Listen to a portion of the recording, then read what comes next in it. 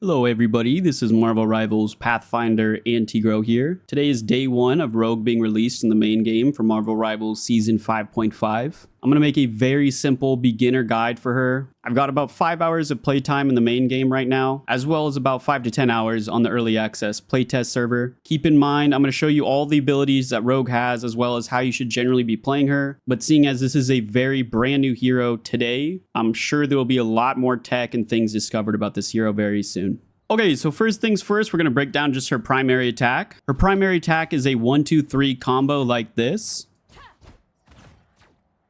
The first 2 strikes deal 35 damage each, while the third one deals 45 damage. The maximum distance is 4.5 meters, so somewhere right around here. The second ability that Rogue has is called Defensive Stance. That is your right click. It is basically just a block like this. You can see on the right, there's a meter for how much you can use. Obviously, as long as it's within the white zone, you can activate it. If it's in the red, you cannot. Using this block offers you a 60% damage reduction. The next ability I'm going to talk about is called Southern Brawl. You activate this from your block by pressing the left click or melee button. You move yourself a total of 8 meters, so I'll get into this a little bit later with tips, but you could also use this as kind of a movement tech. This ability is also interesting because you can see here on the left of that main bar, there's that smaller green bar. Basically, you could charge the Southern Brawl by taking more damage during your block and then essentially kind of shooting it back at the enemy. The next ability I'm going to talk about is called the Chrono Kick combo. That is your E button on PC. Basically, it kind of just shoots out in a bit of a rectangular motion, and it has a couple different parts of the ability. So just by activating this ability by pressing E, you get a knock-up effect on the enemy, and then you yourself kind of get this hover. Now, while you're hovering, you get 2 long-range attacks. As you can see, they're not extremely long range. They do go maybe about 10 meters or so, and they can also pierce just like that. The cool thing about this ability is you can also use it to kind of slam an enemy straight down. You still keep your long range attack. This ability is really useful for some of her main combos, which I'll again get to towards the end. But again, to put simply, this ability just has a knock up. You can float for a minute, move around, you get 2 launch range attack, and then you could dive down. You could see right there, I didn't immediately dive, so the ability ends. These projectiles, by the way, in this ability do about 60 damage each. Okay, Rogue's next ability is called Fatal Attraction. That's her shift. It is basically like a dash ability that has secondary effects to it. So if I just activate this button, here's what it looks like. It's basically a dash with a punch mixed into it. The cool thing about this is if I press shift and then shift again or I reactivate, it kind of has this damage over time effect that also sucks people in at the very end. Once again, I'll get into this towards the end, but this is part of the combo that you're going to use to be using a lot of damage and getting a lot of ult charge. So while this AoE is active, it's 40 damage per second, and then the suck back itself has 30 damage at the end. The final non-ultimate ability is by far Rogue's most interesting ability. It is called Ability Absorption. Put simply, it kind of has like an Emma choke effect, where you essentially just make an enemy unable to play the game for a couple seconds while you're activating this effect. That's how it looks right there. This is by far the most confusing part about Rogue's kit, so listen very carefully to this. So 2 things happen every single time you use this ability on an enemy. Number 1 is every time you use this on an enemy, for most heroes in this game, there's a set ability that you can steal from them. Now, when you steal this ability, it just gives you that ability in the place of your ability absorption. Essentially, it's just a new cooldown you could use in that place. This does not take the ability from the enemy. They can still use their ability, but it just gives you the option to use said ability. Now, again, not every single hero has an ability you could take. So for example, Rogue, obviously there's no ability you could take. I will show you in just a moment. You would normally see the logo above the enemy's head of which ability you're going to take. However, what you do get from every single enemy is a boost. So when I use ability absorption for Vanguard, what I get is the Vanguard boosting effect, which gives me a maximum of 125 extra health. So you can see right there, I instantly gain 125 extra health. You could also see on that right side there, it ticking down. That just shows me how long I have this extra boost for. Mr. Fantastic here is another example of a hero where you do not steal an ability from, but you still do get another boost, which this one is now the Duelist boost, which when I activate this ability on him, I now get a flat 20% damage boost. And once again, you can see that bar draining down on the right. Finally, here we have Rocket Raccoon. He is once again another hero where I do not get to steal an ability from him, but I do get the strategist boost from him by activating this ability, which is a self-healing effect of 20 per second. So once again, to summarize, depending on which type of hero I am stealing from, there are 3 different boosts. The Vanguard boost gives me extra health, the Duelist boost gives me a damage boost, and the Strategist boost gives me healing over time. Now I'm going to very quickly show you literally every single ability Rogue can steal. It's going to be very quick, but I do want to show you this. So Mantis here, for example, you could see that ability over her head. When I steal it, I'm going to be getting that ability, which is her sleep. I want you to also take note, not only do I have this sleeping ability, but I also maintain the strategist effect, which is a healing over time for myself. Nothing for Punisher.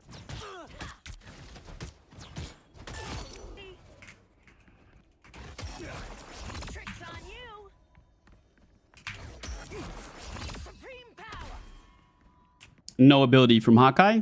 No ability from Cap.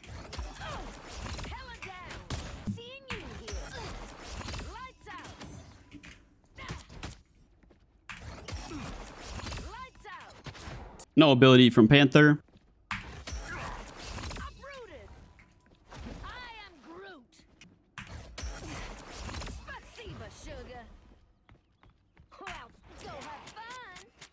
No ability from Moon Knight.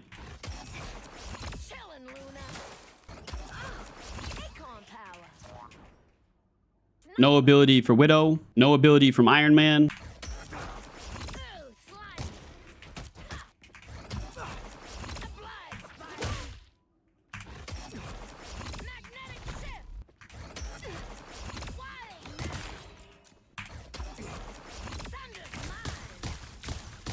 No ability from Bucky. No ability from Penny. No ability from Star-Lord.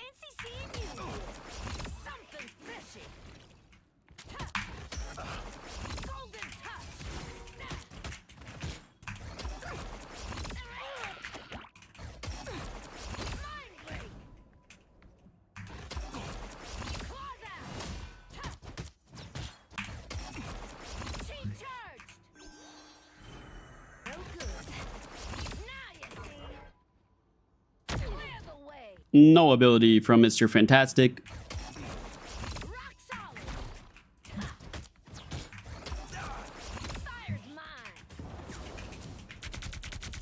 No ability from Ultron.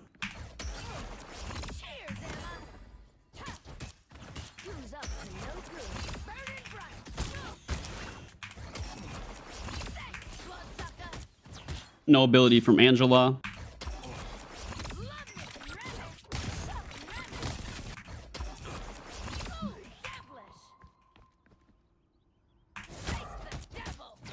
Okay, and so now finally I'm going to showcase her ultimate ability. So basically the way Rogue's ability works is it's kind of similar to the ability Absorption. So it's an AoE effect just like this. I'll show you right now.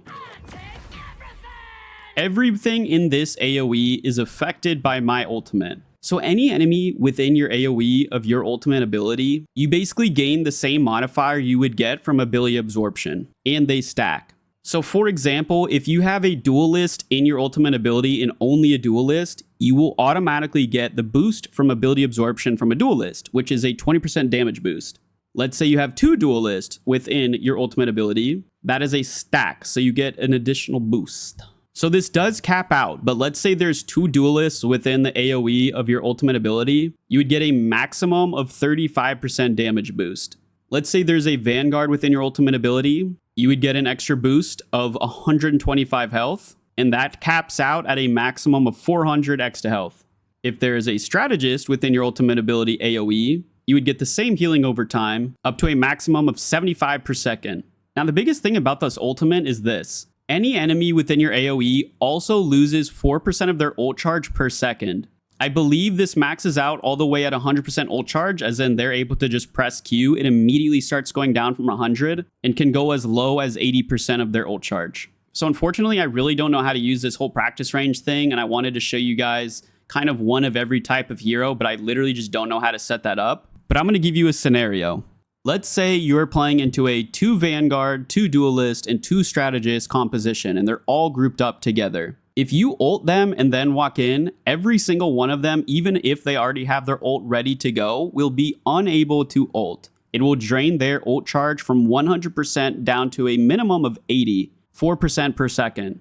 You will also be getting boosted by every single enemy within your ultimate AoE up to a maximum of 400 extra health, 35% damage boost, and 75% healing, and 75 health per second.